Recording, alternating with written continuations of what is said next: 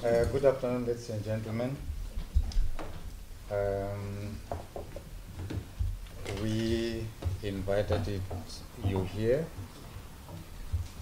as the commission that you have appointed. And as the invitation letter said, it is for introduction purposes so that we know who we are and possibly talk about preliminary procedural issues today. In any case, it's only 1.5 hours that we have got. It's possible that we won't use all of that period. And then we will talk about what we are going to do going forward. These are the commissioners that you have appointed. Next to me is Justice Zak Yakub, and next to him is Dr. Malose Langa, and next to him is Dr. Yvette Abrams. I am Musibudi Mangena. I was elected by my fellow commissioners to chair the commission. And so it seems that for a considerable number of months, 6 to be exact, you are stuck with me. And we will see how we proceed. We have had our first meeting. Oh, I forgot to indicate that the 5th commissioner, Ms. Yasmin Suka, unfortunately she couldn't make it. She's been out of the country for a while now on African Union business. But we think that she will be able to participate fully beyond where we are now. As I was saying, we had our first meeting today, substantive meeting that is, to look at the work that you have given us. We are intimidated by it. It's quite a lot. We've been reading through the material that has been generated through this past 2 years of activity on the campus. And we are honored that you have chosen us to play the role that you have asked us to play. We are intimidated because this is quite difficult work, important as it is. You are just a microcosm of our society in South Africa. The issues that you are grappling with here are the issues that our country is grappling with. Some of them are related to our history as a country that all of us know and understand. And there is no way in which UCT could be insulated from that history, from the issues of poverty, of inequality, of unemployment that our country faces. The issues that you raise in various ways, they manifest themselves in places of work, in the media, everywhere. Other institutions of higher learning face this. Our communities face this. As you move out of this university, you can, some of those issues will present themselves to your eyes for you to see without anybody giving you a researched paper to look at that describes this society. So we are hoping that the commission will offer you a platform, not a solution. We don't think we are capable of that.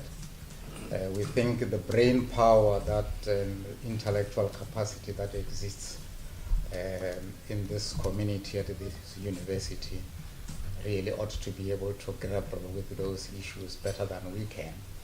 However, we hope that we will offer you the platform, the framework, etc., with which you could engage with these issues. It will really be presumptuous of us to believe that we could solve the problems of the campus. So we will try our best, hoping that whatever little is being done will be a small contribution to what is happening in the other institutions of higher learning, in our society, elsewhere in the country, and so on. So here we are. We had thought that the Commission will start off with cases of amnesty and clemency, and then move on to the issues of reconciliation and transformation, which we believe are a lot more complicated than these other cases that we are referring to. And we are hoping to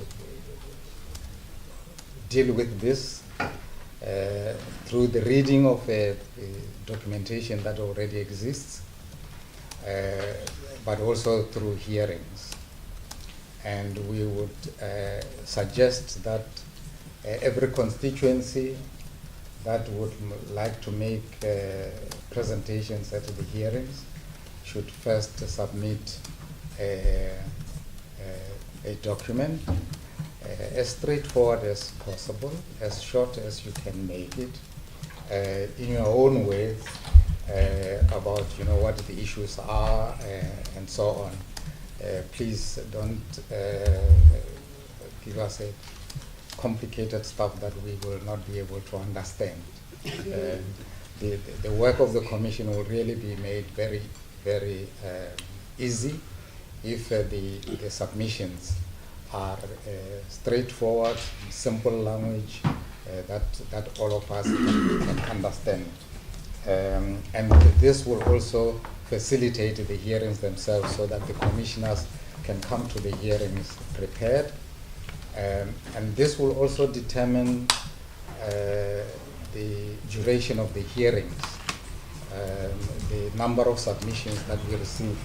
We notice here that there are 34, is it 35 constituencies on the steering committee, or 34. Half, 2 each. Pardon? Half, they're 2 each. Or 2 each. Oh, I see. Okay. So that will determine the length. So we couldn't determine how long we would have to sit, how frequently we would have to sit, and so on. And we have chosen commissioners who are scattered all over the country, 2 in Johannesburg, 1 in Durban, 1 in Limpopo, 1 here in Cape Town. So we are scattered, and as you can imagine, if we are to meet very frequently and physically, it's going to be costly in terms of time, in terms of our bodies, and of course financially as well. So we are hoping that we will work, at least amongst ourselves, mainly through cyberspace. That's where we will meet most of the time. We talked about that and agreed on, but of course that doesn't mean that as commissioners we will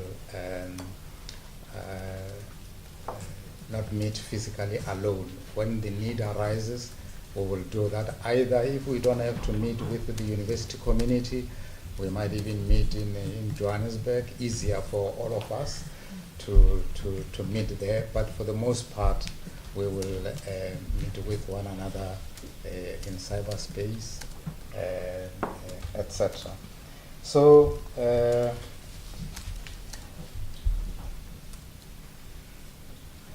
as I said earlier, the duration will be determined by the kind of submissions that we receive, that will indicate the scope of work that needs to be done. I am not sure if my fellow commissioners would like to add before we ask the members of this community whether they've got any suggestions or whether they agree with this scheme of work as we were just presented. Anyone would like to add amongst the commissioners? Okay. Justice Yakub is reminding me of the cutoff date of the submissions this Friday. Please send us the submissions by this Friday. Especially those submissions that deal with the one you have referred to earlier as the priority area, that is of the clemencies and amnesties. We imagine that the submissions dealing with complicated issues of reconciliation and transformation might take a little bit more than that to do. But so even if you are late, it should not be with the clemency and amnesty things. We would like to start working on those as quickly as we can, so that we can then move to the more complicated material. Anything else? Is that? We wouldn't ask that various representatives of constituencies are now introduce themselves, because by the end of that process we wouldn't remember. But I think anyone who would like to speak, please indicate to what constituency you belong, and then we will begin to get the names. Chair, thank you. I'm Penny Andrews. I represent the Deans. The Deans. Deans, yes. I just have questions for clarification. Friday, the submissions that you're asking us, are these just general submissions about the amnesties and clemencies, or is there anything specific that you want us to address? As we had indicated, these are the priority ones. Yes. Yes. It is the individual people who are affected by these clemencies and amnesties who will be stating their case, as we had said, as straightforward as possible. Yes. The more general presentations, that's where to indicate we expect those to come later. But if you can do that by this Friday as well, that would be appreciated. Thank you. Yeah, thank you, Chair. Inokusha Party representing Sharkville. Chair, with all due respect to the commissioners, I do feel a huge concern that I think Friday is way too soon to tell the affected people to hand in their submissions. Because I'll probably now, I'm sitting as the first time I'm hearing this, I will go and tell my constituency probably tomorrow. That gives them only 2 days to be able to put something together.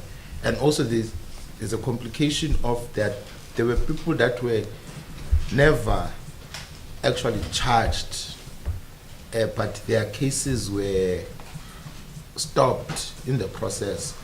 So they will only find out when they go in their PeopleSoft and see that it says case pending. But because they've never appeared in front of a tribunal, they don't even have the apprehension of what was the case that I was supposed to be charged with, but because of the intervention, it stopped. So now there's still the process that the university or the independent secretariat first sends to those students, tell them that this was the case that was halted before you even knew what was the case. It was the only thing that they saw was simply when the people saw saying case pending, but they never actually got a charge sheet because of that. I do think then if you're probably going to be able to tell these students probably latest tomorrow, they will only be then that they're able to find out their case. They also have to build their case on why they think maybe the charges were wrong or why they deserve amnesty on it. So I would plead that at least I don't think Friday is a logistically efficient time to be able to do this and do it in a very proper and the best way we can do it. Just a date. Yes. Okay. Thank you, Chairperson Russell Ali. Here on behalf of the Executive Directors, just on Linda Kushla's point, maybe I think a so clarification I think is probably needed. I know that the Dean asked for it, but my understanding is that what has been requested here is not necessarily for individuals. I mean, individuals can, but the focus here is on the constituencies themselves expressing views and opinions on the issue of whether the students who were granted clemencies, I think it's 14, right? I'm not mistaken. Whether those specific cases, what is the view of the different constituencies on either the clemencies being converted into amnesties, or whether the clemencies have to remain clemencies, because if you look in the agreement, there's also that option.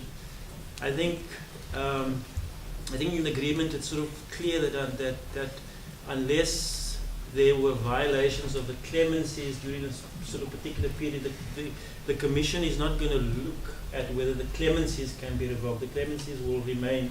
It's a question of whether they are converted into amnesties or not. And I think that what is being asked of us, and maybe the commissioners can clarify, is for us to express a view as the different constituencies making up the steering committee. All right, hi, my name is Simon Rake. I'm part of the Sharkville constituency. So, Which one? Sharkville. Okay. Okay, so I'm just quickly looking through the revised timeline that was sent out sometime earlier last year in August. It had a period of at least 2 weeks to allow for the first phase of submissions, which is around the clemency issue. So I think this is just to echo Ndogusha's point, is that from our understanding, there was to be at least a 2-week period just for students to make submissions around clemency. And then there's at least a 4-month period for submissions around institutional culture. So this is from the revised timeline that was sent out last year. So I think it's short notice firstly, but then also our thinking was that there'd be at least 2 weeks for people to actually, students in particular, to make those submissions. Okay. Do we understand that the general suggestion is that you need 2 weeks? And those submissions will be from individual people who are asking for clemency, but it doesn't mean that the formations that they come from cannot make submissions as well. But they should be brief, 3 at most 4 pages or something on those issues. So what date do we have then? What date do you suggest that we?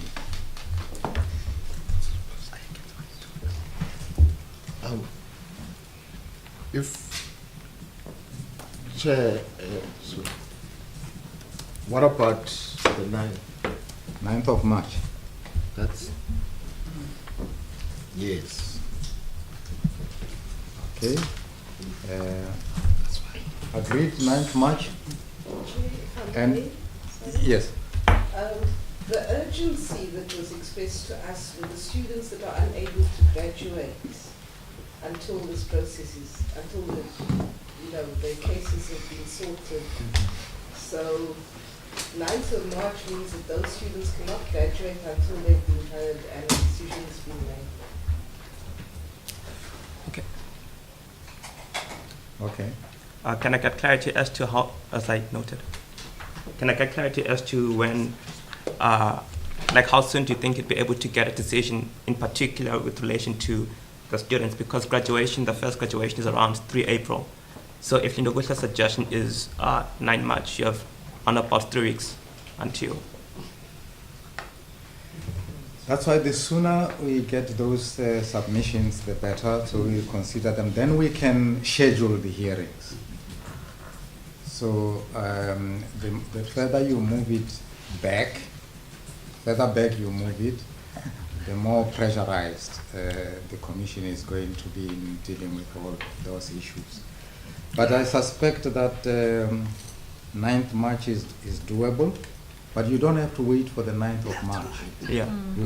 Those who are ready now, they can make the submissions. Incidental, the submissions will be made to the Secretary of the Commission, Candice Amon. Candice, we didn't introduce you. She's the most important person because Candice, can they see you? Yeah. Hi, Yeah. I'm Candice, and all submissions can be made to me on the email Candice Amon. So I'll be the recipient of all the submissions. So you can go and ascertain contact details so that you can make those submissions. Yes. You talk into a microphone, closer to a microphone.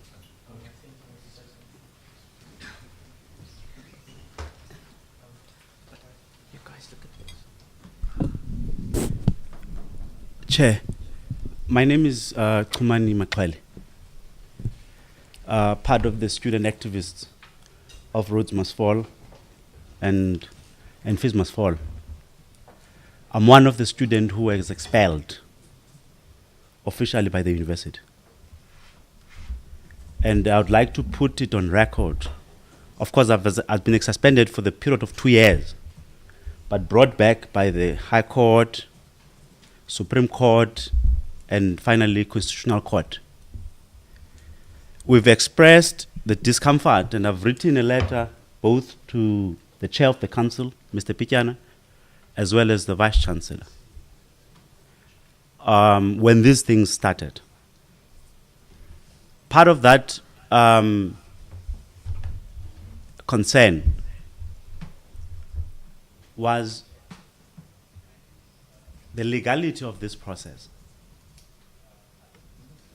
As we know that this process is confined only and only on recommendations to the council. Secondly, Chair, as people who have been criminalized by the university, talk about myself now, criminalized by the university, I would like to find out whether this process will, as you know that this process is happening on the cloud of criminality. In fact, as a student in this university, I'm a criminal. It's interesting now that the process is being forced towards before the graduation. It means, therefore, if it goes beyond graduation, we will not graduate because we are criminals. And I'm really want to express this on record that for us, from the onset, we have requested an independent secretariat. And that we've never been provided by the university. University has acknowledged that they themselves, Dr. Price and other white racists, have acknowledged that they are in the wrong as the university, before Mr. Pityana was appointed as the chair of the council. And we then ask, if you acknowledge that you yourself, you are part of the problem, how can you then invite both commissioners and those whom you deem as criminals? And then there was a willy one. Now that we are being introduced now to the secretary of this commission, the secretary herself, if you ask who is she employed by, you discover that is employed by the university. Hence, Mr. Pityana on Mail and Guardian recently said that there's a mistrust. And that mistrust is there because people are not honest about the situation. After being humiliated, criminalized, suspended, we wasted 2 years of our life, of our academic life. The university has not apologized about that, up until we were brought by the Constitutional Court. We are not here because the university like it. We are here because the Constitutional Court ruled that we've got the right to education, therefore we must come back. Otherwise, we're supposed to be suspended by now.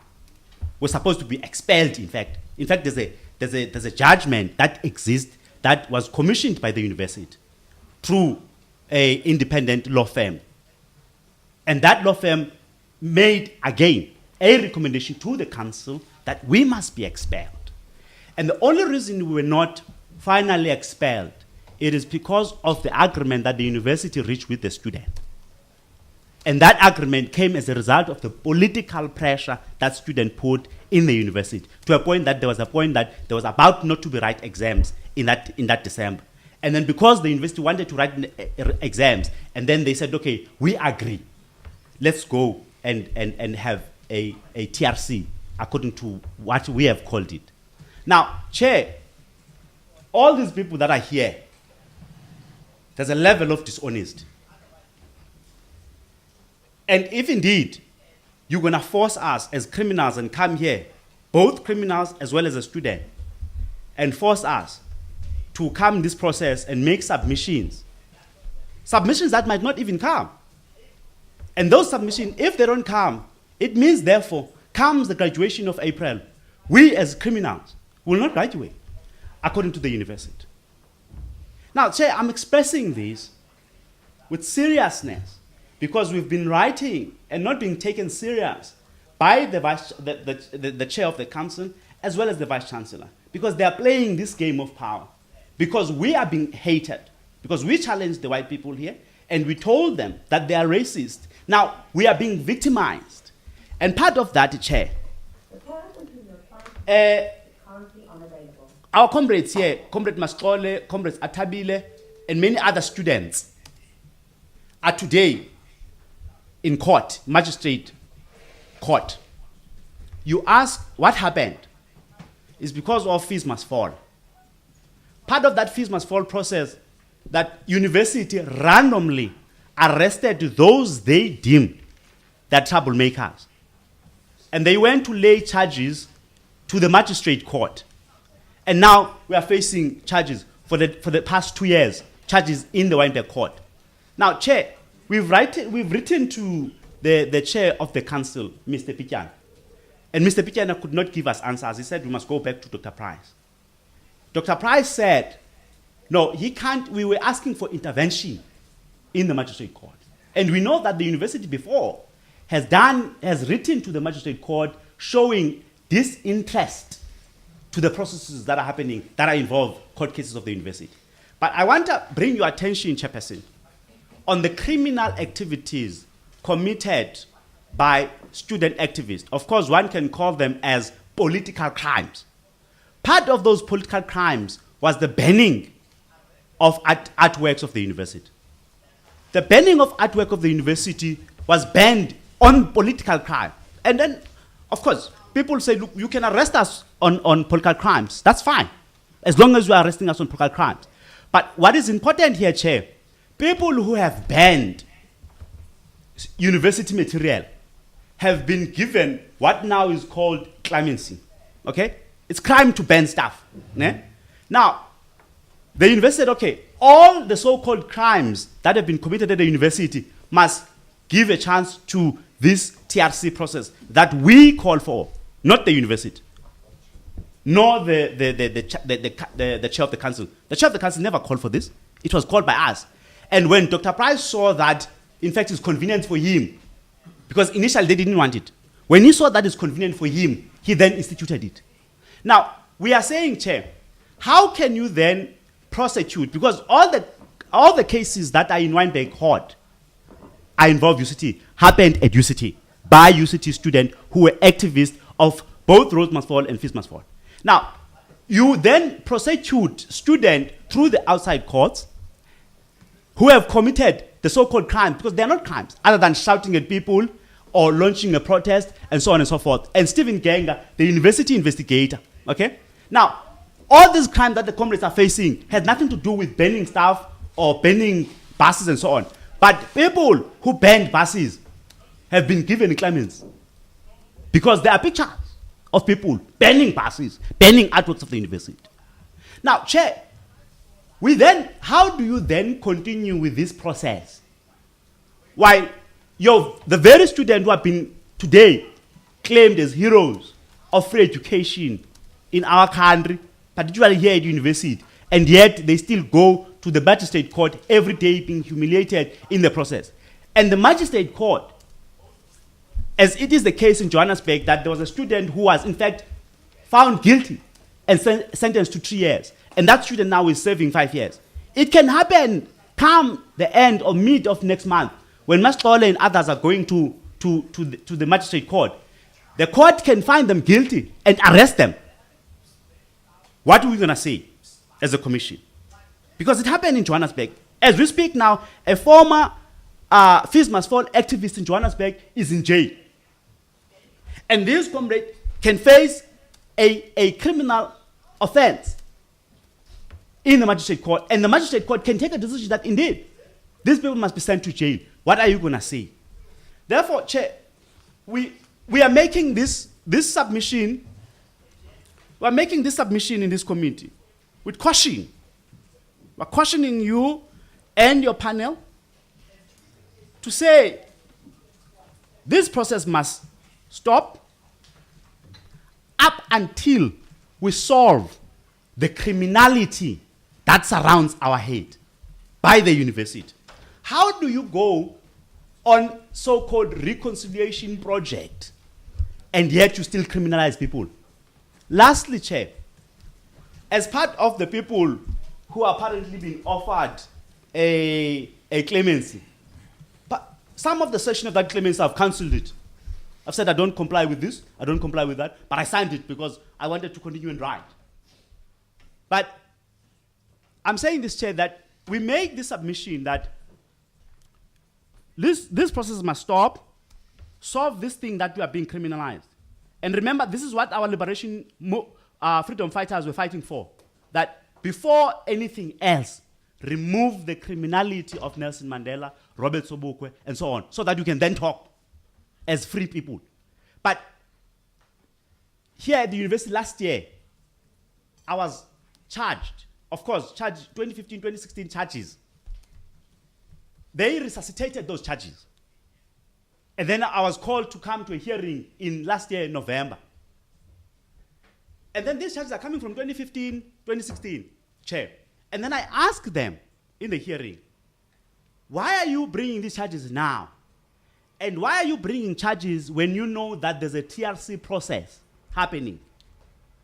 Of course, the arrogance of the university through the legal system that, of course, uses administrative justice to punish students. I was forced and humiliated in a hearing. I went to the hearing because that's what my lawyers told me. No, Tumani, go there because we've went through that process. Then we'll meet them in high court. And then I went in the process.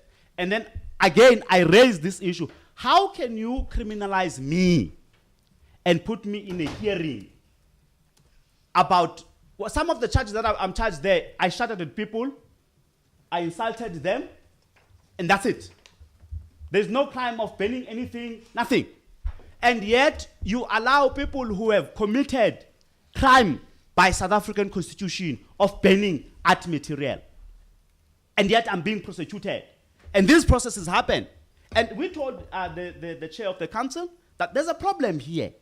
That these things that are happening because there's no interest from the vice chancellor's side as well as the council. And of course, we know the council is dominated by white racist people that always want us, they've called us names as black student, barbaric, so on and so forth, by the council members. Now, Chair, I humbly make this submission, not only just as a student, but as a full member of student activists, and someone who's directly implicated by these processes. And many of the people who are here, in fact, they have no interest about what's happening here.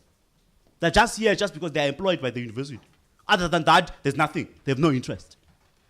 Now, Chairperson, I'd like you to rule on this request that these processes must be held, so that must be held, so that we can be able to resolve this issue of our criminality, number one, as students generally, so that we can go there as normal people in the same level as the university. Number two, we then request that there must be independent secretariat. We don't trust a secretariat that is appointed by the university.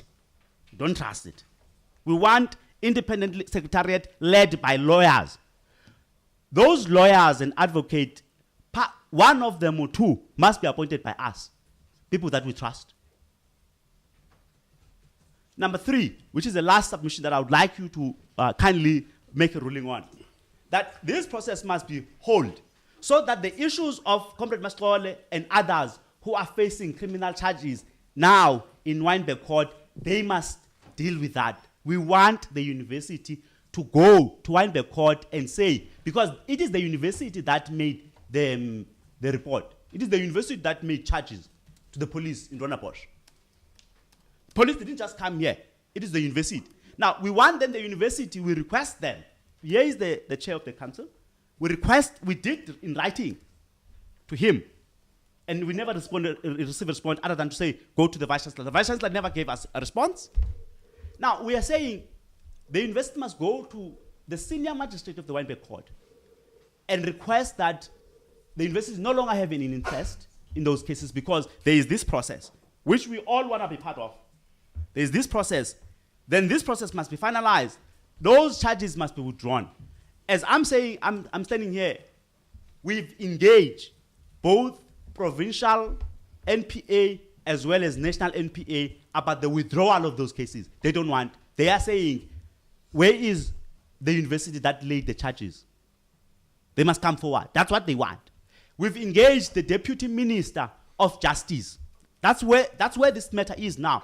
The Deputy Minister of Justice said to us, bring the names and the nature of the charges to us, because we are interested to resolve this matter. After all, we are celebrating fees must fall, all of us. Now there's a free education, and yet we've got people who are in high court being prosecuted. And we've engaged the Minister of Higher Education. And the Minister of Higher Education is saying, this is nonsense. Why is this thing continuing? And yet everyone is celebrating the victory of the students. And yet we are now, students are being prosecuted. Chair, this is not only the phenomenon of UCT. UWC, that university, Comrade Ntaibo Dlamini is facing criminal charges, is going on trial next month. Comrade Bonkosi is facing criminal charges in KZN. We are saying, therefore, UCT can lead the direction nationally to say, what do we do with students who have been charged of criminality across the country? Now, if you continue with this thing, then it's a Mickey Mouse project. That is meant for people to earn salaries. That is not meant to solve problems of students. For example, we don't know this 5 million that is going to be spent on this thing, on what? For who? We don't know. We are really here, we are made a football here as students who are facing this thing. As a result, to really show this thing, Chairperson, that it's really, it does not really, the university does not have interest. We will not graduate, notwithstanding that we have finished our academical work. We will not graduate come April. And you can tell that this thing is being rushed now, so that come April graduation, the process must be done and go to the recommendation. Now, this recommendation, Chair, even if you can speed up this process, go put the recommendation. They have no legal standing. This committee doesn't have a legal standing, this commission. Go there. The council that the council of this university is full of white racist people. We know that. Now, I'm saying, you can say that because you're a white person. You can do that. You are racist. It's fine. It's okay. Do that. This is the arrogance we are talking about, Chair. Okay, It's fine. Now, last thing, Chair, I'm saying, you can take your recommendation before April, the graduation, to a group of white males who are already against us. It therefore means, even if we can trust Comrade Pijan as a member of our people, even if we trust him, but when it comes to voting, he's alone. How many black people are there? 10 black people or more.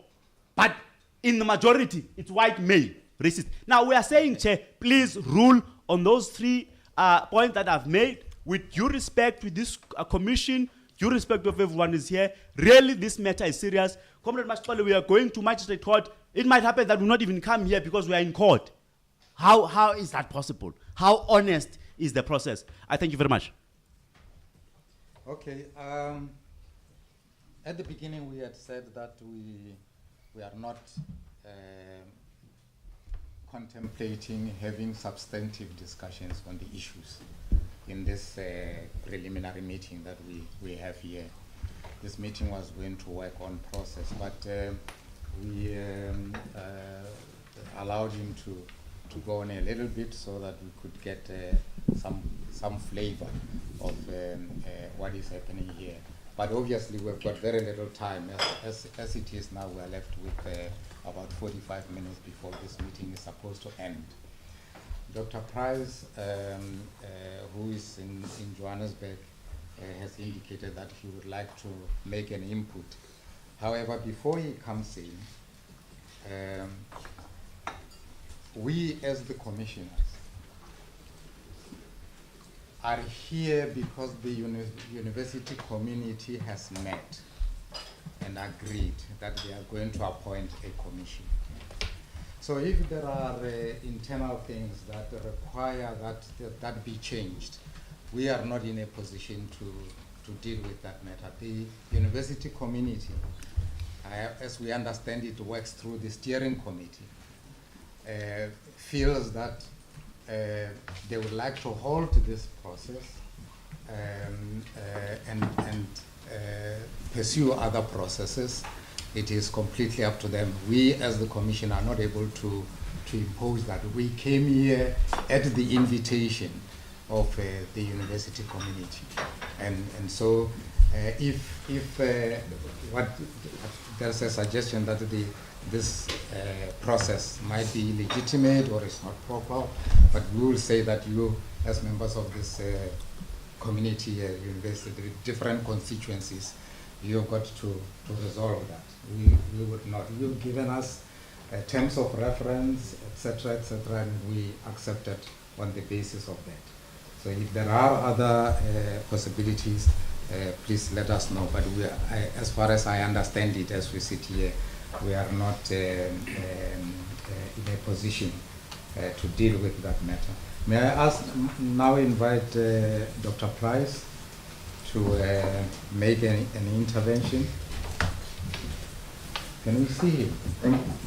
Thank you, sir. No, we can't. Can you hear me? Yes, we can. Yes, we can. Apologize first for not being there. Second, for having to do this over data connection, which is very erratic, it seems. So I've only been catching the bits and pieces. But I thought I would like to make some suggestions, which ideally I would like to have the registrar comment on. I presume the registrar isn't there. But the first issue is around graduation. I'm hearing there's a lot of pressure on time to be resolved before graduation in April. Perhaps the registrar would confirm, but my understanding is that if we're talking about the 12 people who have been granted clemency, there is nothing that stops them from graduating even now, even if the IRTC didn't happen. Their court cases, their disciplinary cases, sorry, I'm talking about their internal disciplinary cases, which are the only reason someone sometimes cannot graduate is if they have a pending charge, the disciplinary charge against them, which has not been resolved. If it's been resolved, even if it's been resolved against them with a sanction, such as ratification or a suspended sentence, they can still graduate.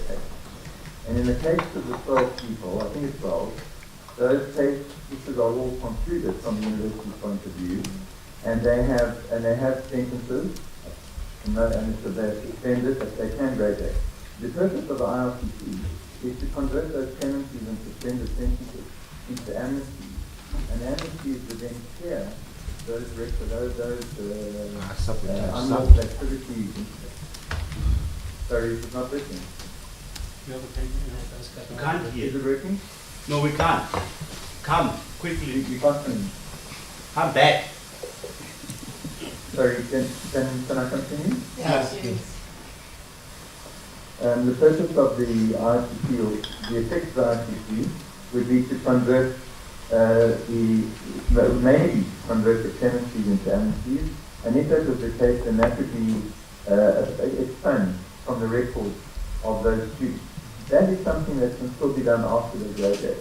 The record can be altered after they graduate to reflect that there was no charge that was pursued or the exact details of what the commission concerned. So that's my first point. It's about, is there a pressure for graduation? Now there are another set of cases, about 22 I think, which occurred before November 2016. Those cases have not been heard. The charges have not been put to the students, and it was agreed in the agreement that the IRTC would decide how those charges should be handled. Those charges indeed would prevent those students from graduating because they have outstanding charges against them. As far as I know, I don't know if there are any who are awaiting graduation. And if there are, I don't know, one or two, it may be possible, and again, this would need the registrar's advice, it may be possible to find a way to deal with that. But that is my first comment. I also have some other comments, but let me just pause there. Okay, are there any more? Thank you. Thank you, Chair. Edwina Brooks from the PASS. I'm the representative from the PASS department. Sorry, you must speak up a little bit more, please. Sorry. No, that's not the mic. It doesn't. We can hear you. Oh, okay. Yeah. Okay. So Edwina Brooks from the PASS department. My question is one of clarity. I think, well, before I start the clarity, I think what has been raised by the previous speaker is the difficulty of participating in a process when you are facing external charges and how that has a dampening effect or a silencing effect on one's participation in a process which is intended to be one of reconciliation. So that's just the first point. The second question I have, and I think the Vice Chancellor has captured, is the 22 cases of students, the cases which happened before November 2016. Do these students know that they are facing charges? Have they been informed that they're facing charges? Because if they had not been informed, and I think that was what the very first speaker asked, if they do not know that they are facing charges, then how will they be able to make submissions? And then there's another category of students which I'm not sure if within our scope we are covering them, are the students who are possibly facing charges, but they're certainly facing external court charges, but the ones who in 2017 who might be facing internal charges too, because some of them have received information to that effect. And so even as part of the university administration, students have approached our offices to ask, what does this mean in relation to the IRTC process? And I think it would be very useful to get that kind of clarity either from the Vice Chancellor or from the Registrar.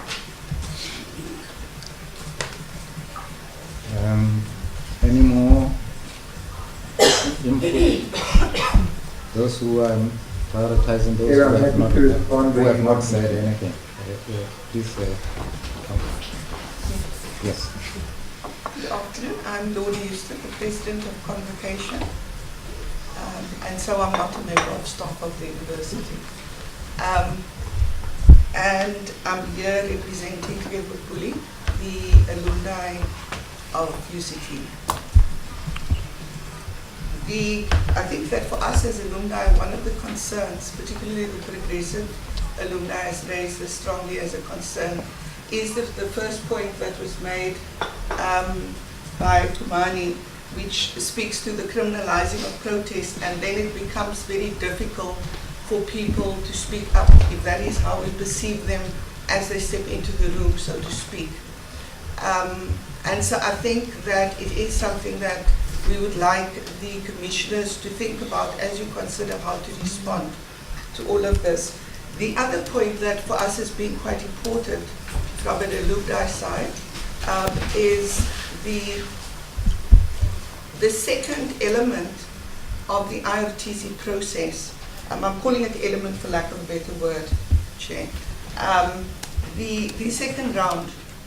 We feel that some of that, and of course as alumni, we've been through the worst of this institution because a lot of the alumni were here in the days when they were really treated with a tremendous amount of disrespect and assumption, including some of the alumni who happen, people that's on the committee who were at UCT, so they happen to be alumni, they're not representing, but including some people in this room who've been at UCT at that time. So in fact, we feel that addressing that issue of context is perhaps pertinent to even commenting on the amnesties, even though if you look at the issues like quite narrowly, perhaps you can make a decision. But for us, we think that it might even shed a light on, where does all of this come from? How does this ever arise in this university? So of course, I'm speaking from the point of view of people who are not on campus, but they looked at it and said, I can understand it. I'm not surprised this is happening. It's a miracle that we got through. And so when they see it from a very different perspective to what others that were at the coalface in fact experienced. And so for us that's quite important to think also about the charges, the situation that students who have been charged find themselves in the broader context. And so, whether we must separate it quite so neatly, we're not sure. Thank you. You've got the floor. Hi, my name is Tembeli Shengaiyan. I'm part of 100 students.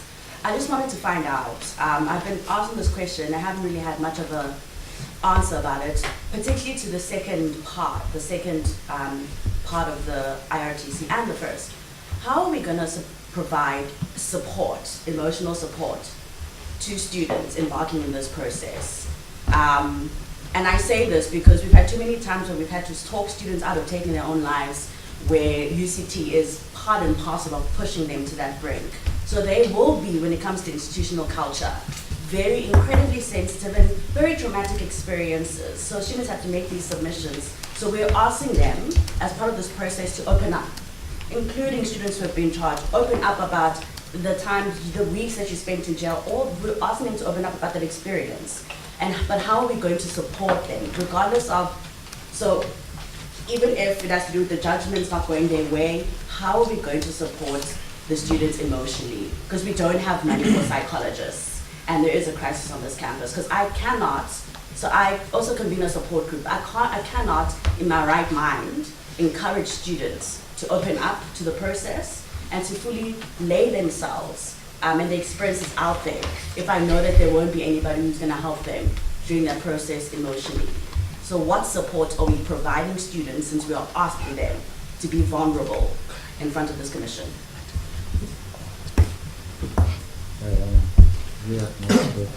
Pascal Land from the SRC.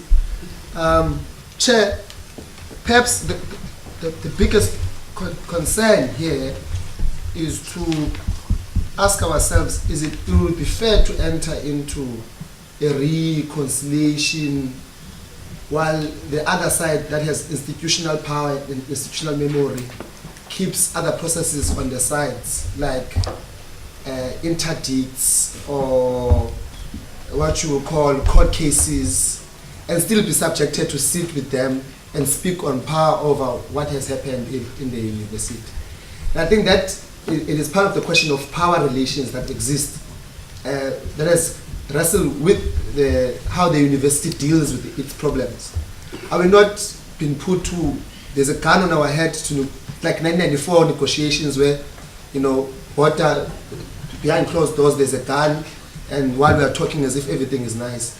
I'm trying to see how someone who's going on the 14th of March into a trial and have to start processes in the university, how would that relationship be, and how valid is this structure in relation to that project? Because I can tell you, even though the university says it does not know people who have made charges, some of these people made charges individually, but I can tell you most of the charges that we are going into court are made by the university, the head of investigation in the university, or the company that the university, the private company that the university hired when it could not deal with issues under the dialogue. So I'm concerned the hypocrisy around to say we don't know who has placed these charges, but at the same time those people who have placed these charges are hired and given a mandate by the university. Every time we enter into a conversation, the university is unwilling. It feels like there is a leverage that they are pointing it out, which is very uncomfortable.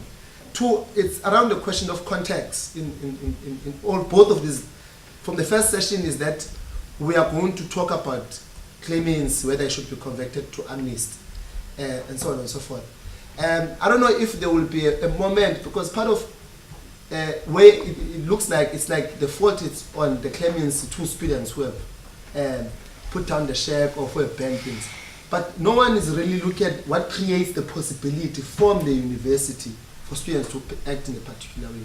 So when does the university have to account on the systematic exclusion that it has done to black students? How does it account for the fact that when we put down a check, there were students who were sleeping on Masingen, or students who did not have a place to sleep? So our act was an act to responding to an organized set of violence by the university that excludes black people systematically.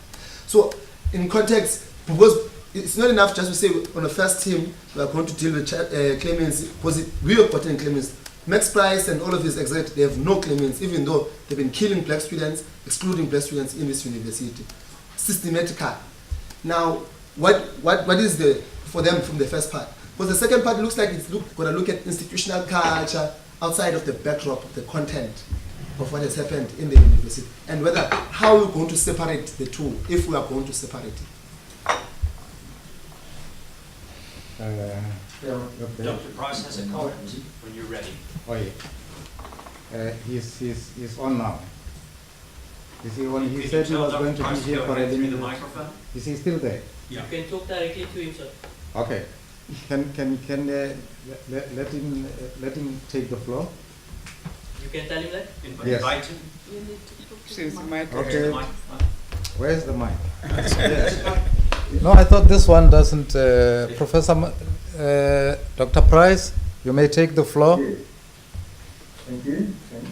A number of points have been raised, and from my perspective, just like to comment. I think it was Edwina asked the question about students that are facing disciplinary charges subsequent to the November agreement. And I think it's clear from the agreement and the terms of reference of the IRTC that the disciplinary charges, only the disciplinary charges that were prior to the 5th of November 2016 are the subject of the IRTC. The rest would not be. The rest would be normal disciplinary procedures. And the forms signed by both the people who signed the original agreement and those who sought clemency indicated clearly and that they accepted that the university's approach to discipline would continue into the future, and that the university disciplinary processes would have validity and would need to be used if there were breaches of the disciplinary code. So I think that it's clear that we're talking about events up to a particular point in time. The second question she asked was, have people been informed, the 22 or so, of their charges? Now, what we were asked in the time of the agreement to suspend all activities with respect to those 22. So what we have done is, as I understand it, is that they know who they are, because we were asked for a list and we provided a list sometime last year during the steering committee process. I think it was provided via Tim Apollo. So they should all know who they should know who's on the list, but the charges themselves have not been formulated, partly because the challenge to the executive, which was the question of the legitimacy of the Student Disciplinary Tribunal and its processes, and whether that should be taken over by the IRTC. And so the IRTC, we have of course an investigation, and there's a sort of docket in a sense on each person, but the formulation of charges, to the best of our knowledge, charges have not been formulated, and the expectation was that these dockets would be handed to the IRTC, and the IRTC would decide on how to handle them, whether to ask the university to proceed with the tribunal, or whether to hear them themselves, or perhaps they would argue that in the context that they may not be pursued. The third set of issues which I heard being discussed relates to the ongoing court cases that affect some of the same students. Tara, I think that there are a number of factors, sort of positive and negative. In my view, as everyone knows, you don't have any power over the court. You neither the council of the university nor me, nor I think the commissioners would have any power to say to the court, stop your proceedings. I do think that the commissioners can inform the court that that there's a process underway and can identify the students that are being considered. But I think that we've got to be really careful about saying to courts that they should either delay processes or abandon processes, because this is a national criminal justice system, and if people were to start interfering, I would call it, with public prosecutors and telling them who to prosecute and who not to, and when and how, I think that sets a precedent for a very dangerous precedent, much wider than our environment. So then, how does the IRTC interact with the court cases? In my view, what would probably happen, and I think you should remember that the IRTC, the university executive, as part of the agreement, has not said that the students were innocent, and has not said that the sanctions of ratification or expulsion are not fair. It was precisely because the university executive had a problem with waiving or granting amnesty that we agreed to hand this over to as tribunals, to the IRTC. We said, let's pass it on to the commissioners to decide whether these sanctions should hold, or whether the sanctions should be waived, or whether there should be amnesty. Now, that has not yet been decided. And so for us to go to the court and say to the court, these students shouldn't be prosecuted because they've been forgiven or we're granting an amnesty, would be premature. What I do think we can say is that when the court cases, and in fact most amnesties and clemencies and that sort of thing can only happen, even pardons, can only happen after someone is prosecuted and convicted. They can't happen before there's even a prosecution. So I would have expected that what might happen is that the court cases will proceed, but that as part of the court case, especially if someone is found guilty, that the students concerned, the defendants, would then point to the IRTC and say, this very process that we found him guilty of has already now been considered by the IRTC. The IRTC has decided that there was a conflict in which this could be understood, or whatever they decide. The IRTC has granted amnesty or has confirmed the penalty, and that would all be taken into account as part of the court case, and I think the IRTC's voice would be a very powerful influence there in influencing how the court decides, but it must be for the court to decide ultimately rather than for us to interfere. But I don't think that the fact that we're not interfering means that these two things, that the one contradicts the other, or that the IRTC is irrelevant because the court cases may proceed anyway. I think that they will speak to each other and they will happen in parallel. And I feel strongly that the IRTC outcome will be of great positive benefit to the students who are also facing court cases. Chair, are there maybe other questions you have for me that I missed with the line? I'll just wait to see if you do have any. Have you stopped? Okay, before we go into the next round of interventions, I'll make a few comments and check whether the commissioners would like to make any comments on the issues that have been raised so far, because there are quite a lot. The first fundamental one, there have been suggestions that maybe this process is not legitimate, and we wonder whether this is the place where it should be raised. We think that you, as the community here, have decided, and you formulated terms of reference, invited us, and we came on that basis. And if you change your mind, then you can do so.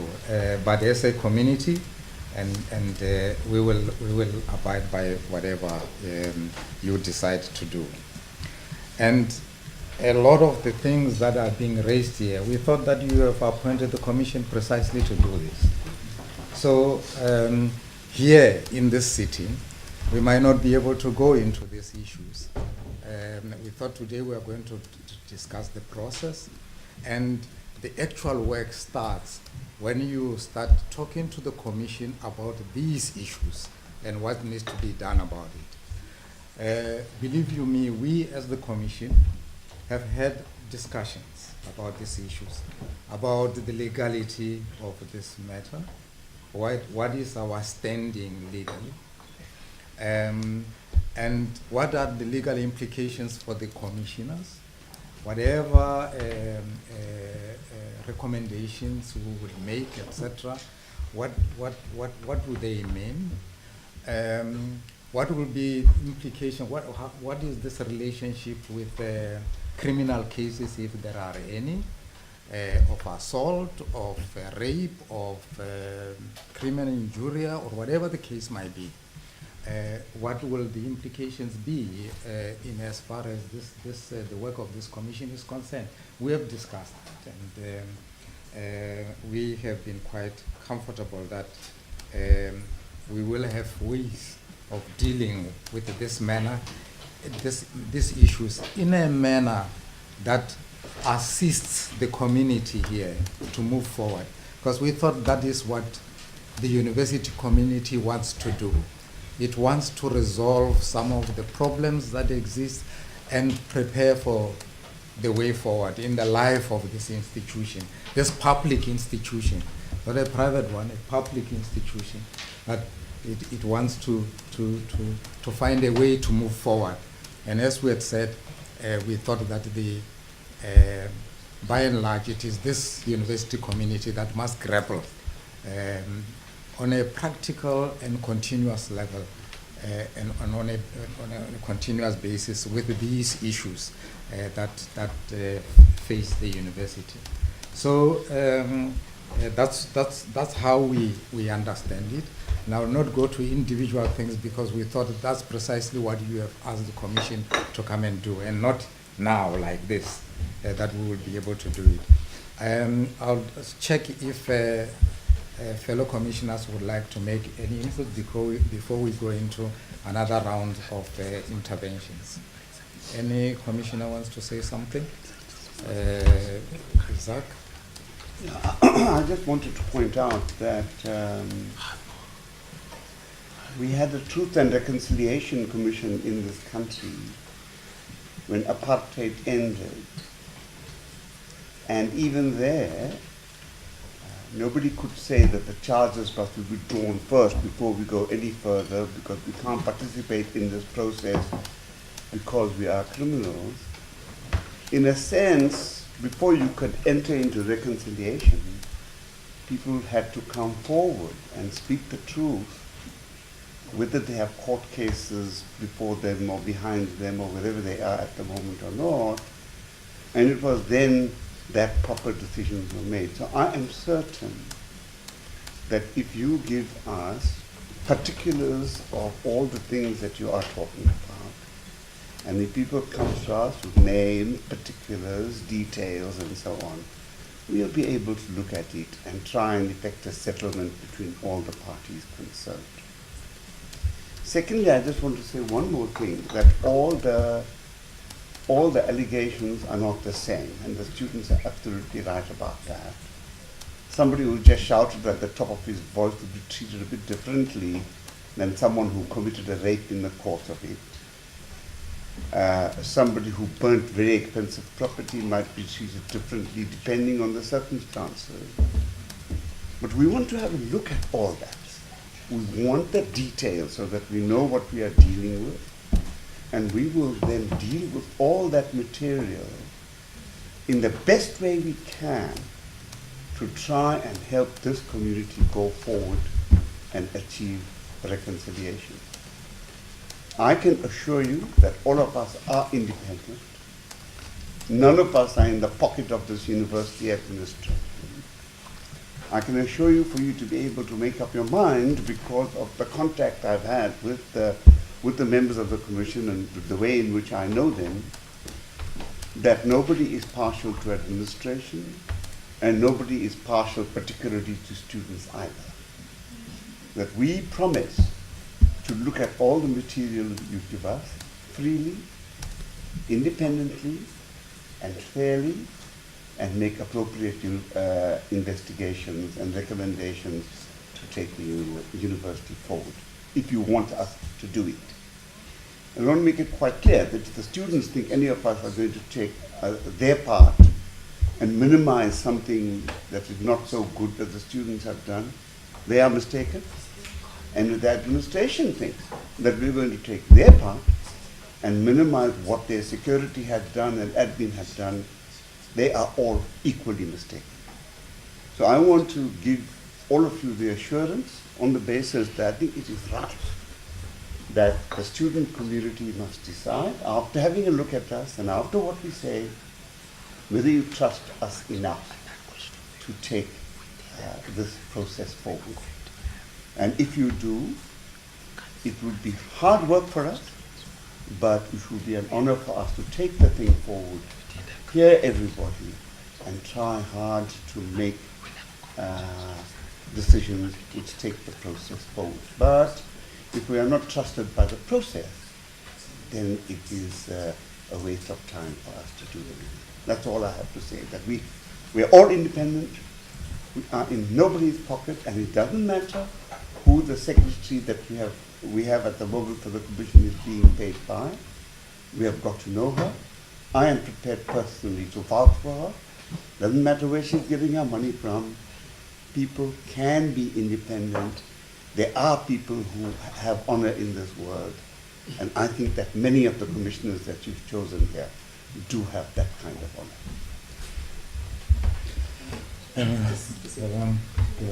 Just after the commissioners meeting, then we will go to more or less the last round of interventions. Dr. Langa? I think one of the reasons we are saying, can we get the submissions by Friday? It is because we understand the agency of some of the issues that they raise. And already, in terms of the submissions that we made by student leaders, it is clear that some may already be having written content about some of the cases that are either proceeding in court or not. And obviously such submissions can be made to the commission with immediate effect. And there are those that are not aware of the process, or they don't have anything in a written form. So obviously, as agreed earlier on, was that we'll extend the deadline until the 9th. So in terms of those that are not aware of the process, provisionally I think there was that argument to say we can push this till to the 9th. But not argument. That's the suggestion. Not argument. Okay, the suggestion that was made. So obviously it would be very difficult, to then say, let's stop the process. You know, while we do not know and make a suggestion to say, should we be intervening with court processes? Well, we as commissioners do not even have anything in a written legal form. And the other point that was made, which we will take this into account, is the emotional support of the students that will be testifying. Obviously, as the commission, we will go back to the drawing board and quickly deliberate on that suggestion, and details will be provided in the course. And I think that's a very good recommendation. Did I hear it correctly that there are students who have committed suicide? Yes, 6 of them. Look, so what I said is that I personally I've been involved with students and counseling. A lot of it has been talking people down. So that's what I was talking about. So suicide is a bit of an issue, and some people have quoted the university and its culture. So that's what I had said, and he had mentioned something about suicide. So I was just speaking from the direct knowledge that I have, is I've attended too many students in this institution where it was the culture played a big part into their dark feelings. And now those are the very same students. Some of them do want to come forward. Yes. So how are we going to... Now I can say, maybe as a professor of psychology, obviously I agree with that statement, and in fact, it's something that we take into consideration. Okay. Any more comments by commissioners? Dr. Abrams? Chair, just to say that I was under the impression that today's meeting was purely a matter of protocol. It was a courtesy to let you see our faces and let us get to know yours. The commission has to operate as a body. So if matters are brought to our attention, either that we have not received correct information or that we are not aware of, we cannot possibly give you a response today. So I guess, Chair, all that I'm saying is my silence does not mean consent. Obviously we will then have to convene a full meeting of the steering committee, and we as a body would first have had to. That said, I want to concur with my fellow commissioners that the absolute best way to get us to pay attention to these issues is via the means of submissions. Because then it will be before us, it won't be about this one says and that one says, and then we will be able to deal with it systematically. So I feel compassion for students who may be in court or who may be struggling with psychological issues, but at the end of the day, we have a job to do, and the best way to make us do it is to provide us with submissions, because then we have needs that we can deal with. Okay, we've got around 10 minutes left, and we will just have the last few comments, and then we once again go through those who have not spoken yet. I'll start with those. You've got the floor. Thank you, Chair. Karabo Kaha, the SRC President. Chair, I've been mostly captured by what you and your fellow commissioners have said. But the concerns that I had were on two bases, one on legitimacy, two on consistency. And on the legitimacy of this case, of this sitting right now and the submissions we've been making, my concern is that a lot of things that we've been saying are things that would require a separate sitting where we would have to have an engagement with all relevant stakeholders to try and gauge what is feasible and what is supposed to be happening, because I'd imagine most of the things we've been saying, you're crippled in your response because you have no power of say on the issue itself. So the suggestion moving forward is for us to perhaps look into a place where we can fence out some of these things, instead of having to come here and discuss things at a setting that is not relevant to that. Secondly, No, Chair, I think we are being insulted. Please allow her to say. She is insulting us. That's our submission not relevant. That Chair, we must be sensitive about these issues. Yes. Please, Chairperson. No, That's an insult. no, She must withdraw. No, just there. You had the floor. Can she have, even if you disagree with what she says, even if you disagree with what she says, let her say her say.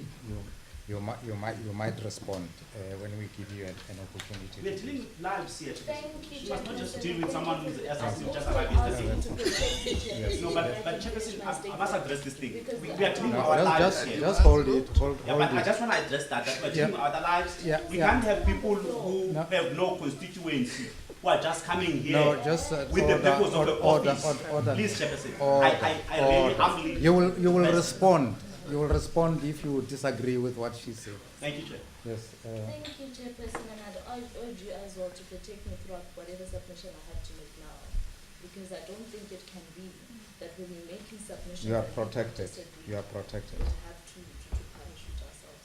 So, Chairperson, to continue with what Wazan is saying, the second concern I'd had was on consistency, and I was going to move to say actually my submission also would require a relevant space, as the submission cannot be, fenced out in this discussion, is that you have had submissions made by Vice Chancellor that the amnesty and clemency issues currently facing the Commission are particularly aimed at acts that have been redacted in the 2016. However, you still have another year, which is 2017, where protest action took place, where you had students who were also charged.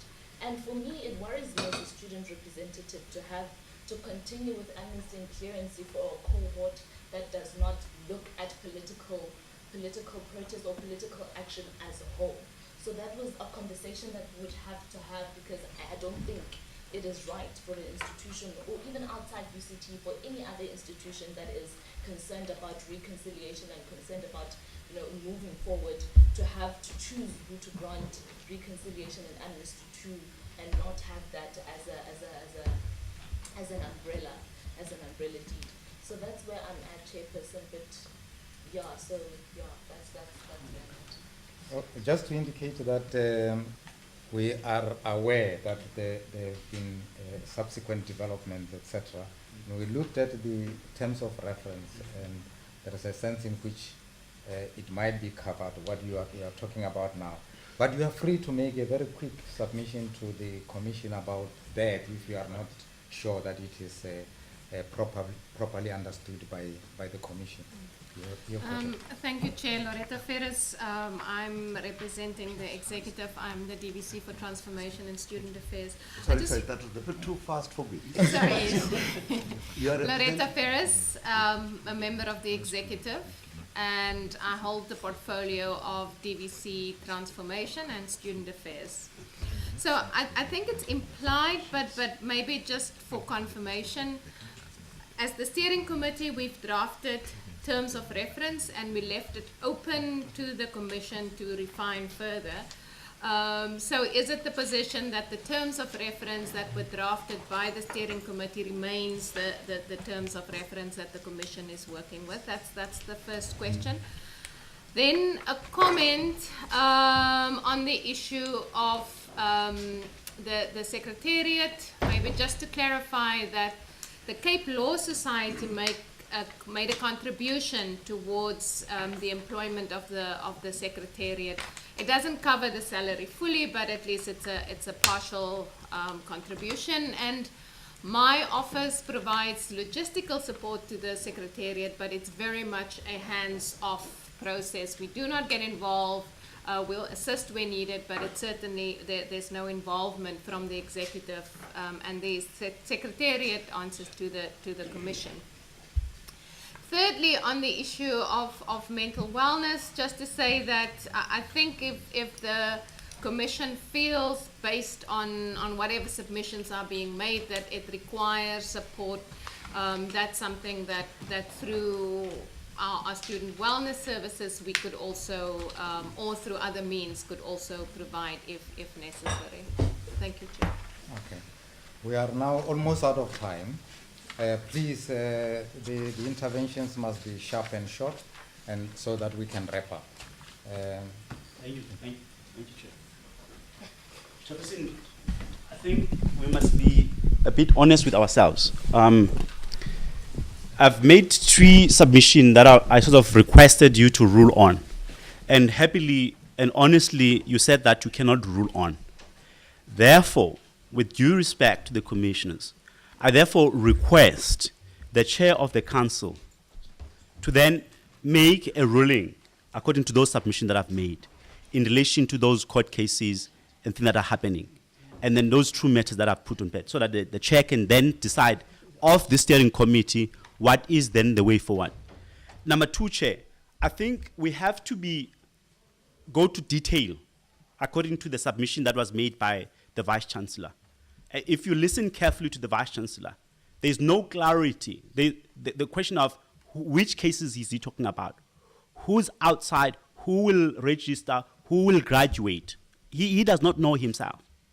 Now, that's a cause of concern. Of course, it's a technical mind game that is played by the Vice Chancellor. But I want to bring to attention to you, we want a written communication to us as a student who are affected that affirms whether we will graduate or not, and then if we will not graduate, what grounds we will not be able to graduate. If we will be able to graduate, what grounds will be able to graduate. I think that is very important for those of us who are affected, so that we know where we stand. As we stand now, the Vice Chancellor does not know, for example, the 22 cases of students that have not been charged. And the Vice Chancellor have said on record that those students, in fact, they might not graduate. You know? And he does not know whether they know that they are facing 22 charges. Now, and of course, particularly speaking about myself, and then I need a communication from the Office of the Vice Chancellor or the Registrar to say, Tumani, come April, you will graduate. On what ground? Or, Tumani, come April, you will not be able to graduate. On what ground? So that I can take a necessary action if need be on those grounds. And, Chair, we must register here. Last year in this university, 6 black students committed a murder, suicide. 6 black students. And of course, you can go back in the history of this university, people have committed murder. That is a seriousness of this nature that we're coming. And the reason why the start of roads must fall and fees must fall, it was precisely on that question. And then for us, we must be able to really stipulate that. You will remember, some time back, there was a lecture, Dr. Tladi, David Tladi, who killed himself. He killed a professor, a white professor in this university. That issue was never attended by the university. Why the doctor, a black doctor in mathematics building, killed a professor, a white professor, with an umbrella. The university never talked about that. It put that under carpet. Now, you must remember, Chair, all these incidents are not happening out of the blue. They're happening within a culture of this university that is of racism. But hold on. Yes. But this is precisely why you have got a commission, no? To present these issues in a systematic way, as it sits. And we thought that today we are laying the foundation of how we are going to work, so that we can consider all these issues that you have you come up with.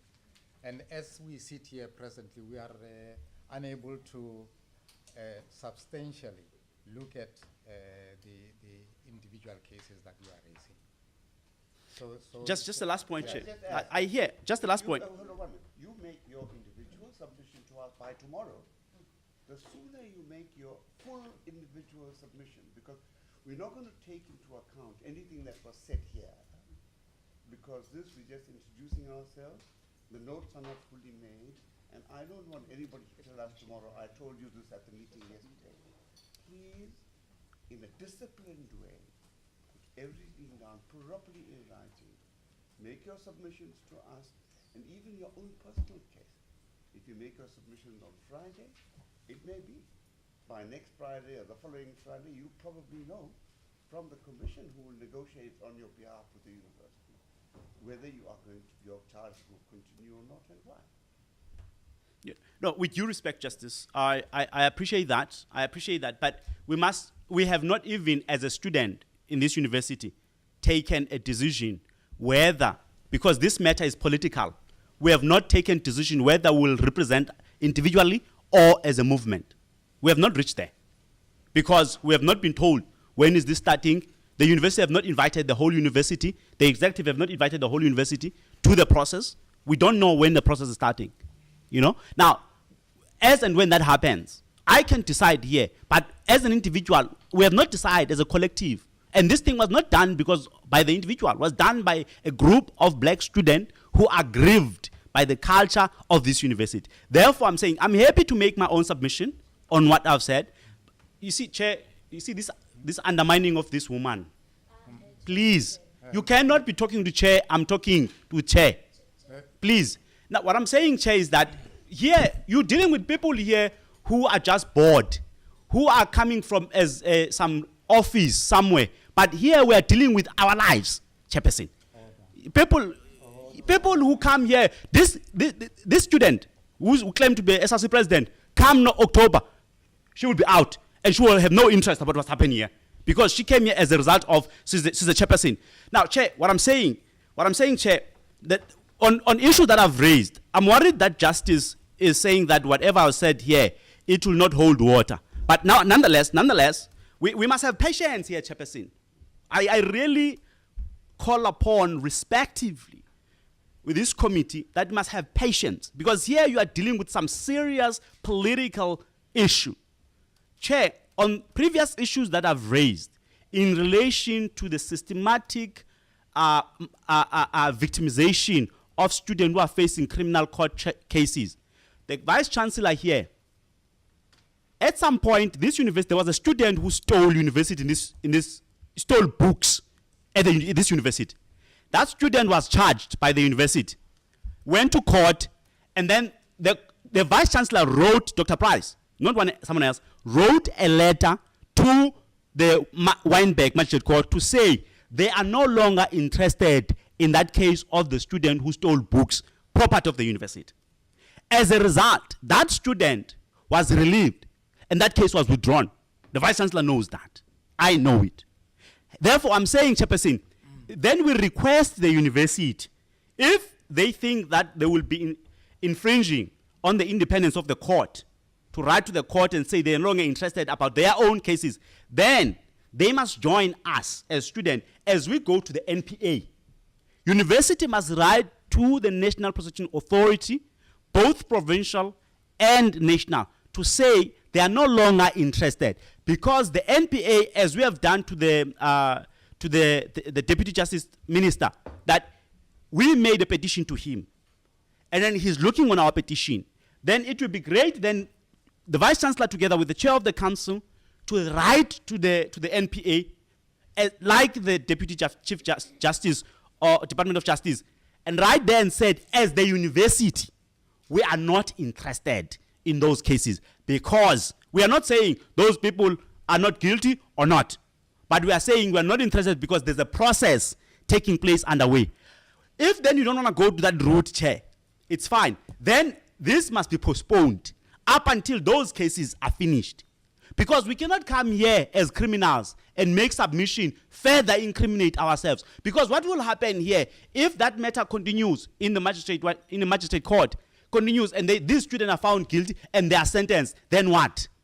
That is my submission, Chairperson, that I'm making here. Okay, people must have patience. I know some of the people are just working here, Chairperson. I'm very concerned with some of the people who are showing some ugly faces here, who are here not that interested on the issues that students are facing. Criminal issues, Chairperson. We have been violated by this university for 2 years. For 2 years. Now, the university here goes as if there's nothing has happened. And those things we must address, Chairperson. I know that here in this university you must speak soft and nice as if you are happy. I'm not happy, Chairperson. I've been violated by this university. Hence, I'm coming to you to say, as and when you begin your work, I will raise these very same issues. I will make the submission that you are saying I must make, but I would like the chair of the council, Mr. Pichana, to address those 3 points that I've highlighted about the cases that are outside. And those cases must not be treated, Chairperson, as if they're external. They're not external. They are part of the university. University laid the charges there. And therefore, if you are the complainant, in South African law, you can withdraw. and said, as a complainant, I withdraw. The last thing that the justices have said, the Truth and Reconciliation Commission of South Africa that took place never happened while Mandela was in prison. And President Mandela put it very clear. He said, there will never be negotiation, either way, whether Truth and Reconciliation or whatever, while our people are still criminalized. Hence, de Klerk, the criminal lord of this country who kill our people, de Klerk. Hence, he first, before negotiation, he first released Mandela and therefore decriminalized him. It is not true to say people were criminals before they went to Truth and Reconciliation. No, people were decriminalized, hence people came back from exile, and then everyone was not a criminal. Everyone started to have a Truth and Reconciliation openly. But why are we being criminalized? Why are we coming to you as criminals, and yet you are freedom fighters, and yet you know the pain of black people in this country, and yet you allow us to be under severe racism of white people? I really appeal to you, Chairperson. We have agreed with these commissioners because we trust you, Chair. No one else we trusted but you, as a former liberation fighter, because we knew that without you, this commission will be illegitimate. Without you, we as black students will not be safe. Mr. Pichana is our comrade, but Mr. Pichana, we know he's serving in council as the chair, but he has no power because one man, one vote. Therefore, if he's alone there, even if he says, no, this student must be given amnesty, they must go away. But if white people are saying, no, we will vote together with Mr. Pichana, he will vote alone. Recently, Chairperson, there was an appointment of a DVC here. People went to appoint a DVC, a white DVC, whom we didn't support. May I stop you? Thank you, Chairperson. Yes. With due respect. Yes. Those are precisely the issues that you should bring forth. Today's meeting can't do justice to the heavy issues that you have just raised now. And as you had indicated, probably almost everyone here was engaged. We know what you are talking about. I said at the beginning that what is happening here is a microcosm of what is happening in this country. And it's part of our history, and we know it, you know. I understand what you are talking about. We have been through worse. During the apartheid, we have been brutalized. We have been, you know, some of the things. You don't know how proud many of us who are older and who participated in the struggle were about you, as young people, raising issues that face this country. We're very proud, but but still there are defects. Remember, we were young ones. We know what happens, and so we are not here to kill you. We are here to look at these issues in a manner that will take our country forward. But we are out of time now. She is the last one who will make may also speak as well. Then you will be the last one. Please, let's keep it short. So I'm Nicola Elling and I represent Senate. Now I've just got a quick procedural question, which is what we started off with. And that was you asked for representations to be made by each constituency. And I was wondering whether the commissioners wanted to have the constituencies to channel the recommendations through their representatives, or whether you expect people independently in the university to make submissions to you. And that wasn't clear to me, so could I have clarification? No, in certain instances, the constituencies will do so if they are making their presentation in a representative fashion. But there are also, you know, the SRC, for example, might want to make a presentation as the SRC. But there are individual students who have issues that they might want to, whether probably they've been charged, or they've been suspended, or they've been expelled, or whatever the case might be. Those will be individual cases that people will have to make those presentations individually to the commission. Yeah, I was also thinking further down the line when we get to the second phase, we're talking about institutional culture, the reconciliation, and there will also be the staff bodies and the unions. Yes, and absolutely. Also in that context, are you expecting everything to be channeled via the various 16 representatives on the IRTC, or would individuals be able to make submissions? Yes, in situations where, say, it is a union, or say the SRC, or individual student organizations that have got, they've discussed and they've got a common position, they could make those submissions as such, especially when it deals with issues of reconciliation and transformation. That will be appropriate for that mode of presentation. I think you will be the one yes. question to which I wanted to answer, Chair, quickly. The terms of reference are there. We're going to work with them, and we decided at the meeting this morning that as we work through things, and if we find problems with the terms of reference, we'll let you know. It's work in progress. We just want to get on with the work now, and if we need more terms of reference, we'll let you know. A detailed communication will also be released. I mean, I guess in terms of processes, methods of like please get the communication goes. You are the last. No, Dr. Mangana, very quickly, the point I just want to raise is that in our last meeting as a steering committee, we deliberated on your role very, very broadly, on your role as the commissioners. And the students were present in that meeting. And we are very clear, and we have enormous faith in you as a commission that will help us navigate some of the issues that we are unable to navigate as a steering committee. I can't see us going back to the steering committee with some of the issues that we cannot resolve here. I can't see us going back without the help of of the commissioners. We spent a lot of time deliberating on your role there. One last point, Chairperson, Bully and I were here in the 1980s. In this institution, we were students here. Who is Bully? Bully Oh. we were students here.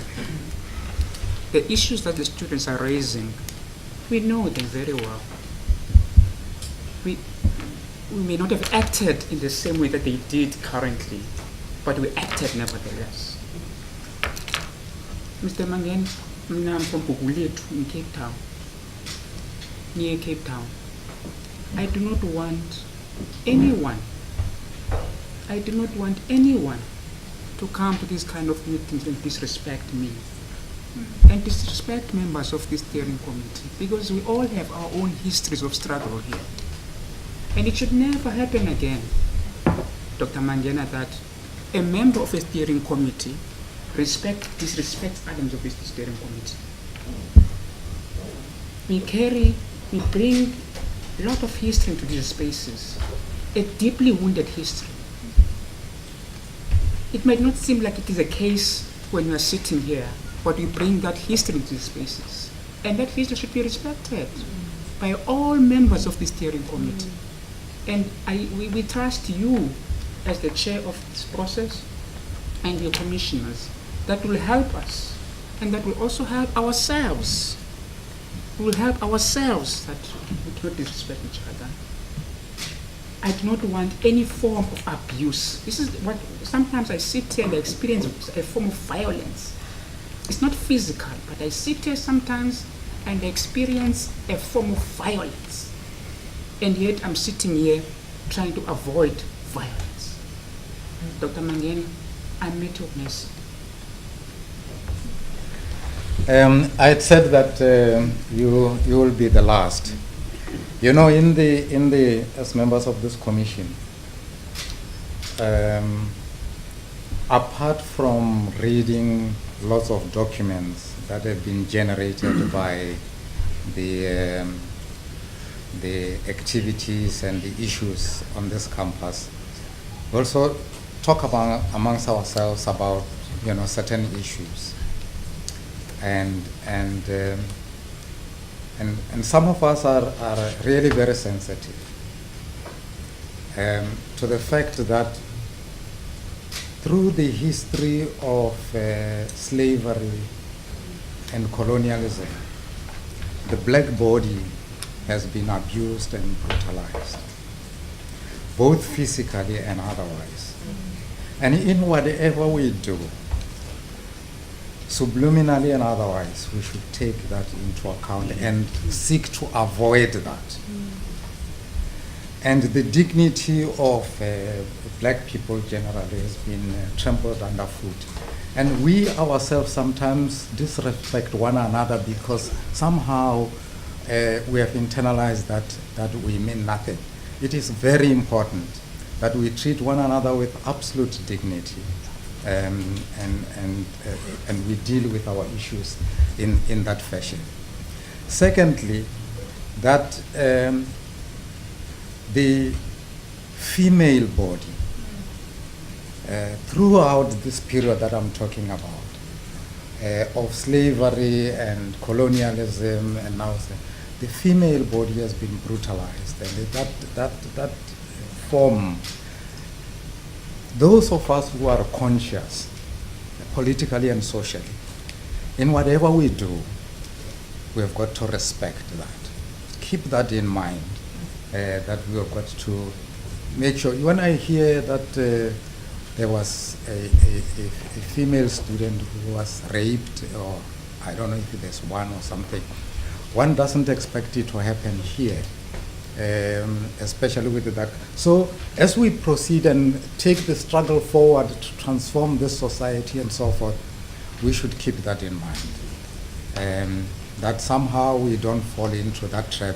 We should even in socially speaking, everywhere in our country, there is a struggle of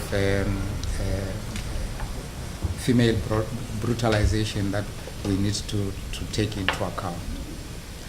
And of course also that, as he had indicated, many of us have been in the struggle for freedom, but we would like future generations, our children and our grandchildren, not to negate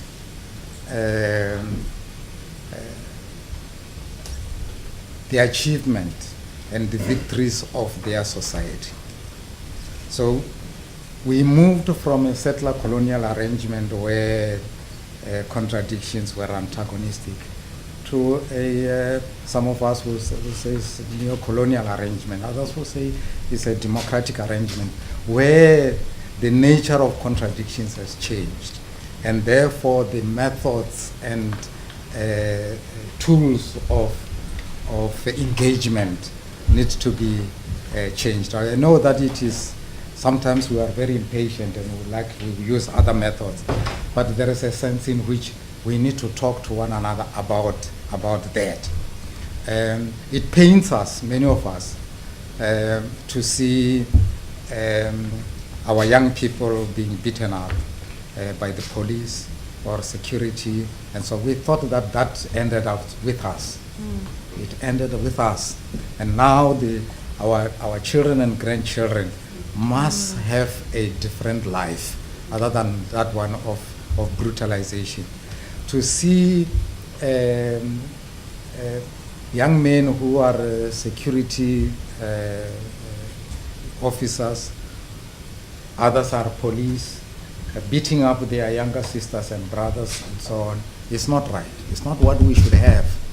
And so we are pained, but this is beyond, it is something that we need to keep in mind. But as agreed, please make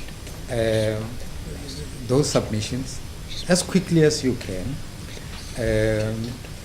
We have discussed these things amongst ourselves as the commissioners, that we will do our very best to ensure that this process is helpful to this community. And if we fail, it will not be because we don't understand, but it will be because of the failings of human beings. But as a collective, we are really agreed that it is an important responsibility that we will try and carry with absolute integrity. I imagine we said this meeting will end at 2:30. We have gone beyond the time. But please feel free to make submissions as freely as you can. We are also agreed that as members of this commission, we would look at the submissions. If those submissions are not appropriate or maybe they are defaming someone, or whatever the case, we would look at them and see what to do with those. With that, I'm going to oppress you, and thank you very much. The meeting is adjourned. Thank you.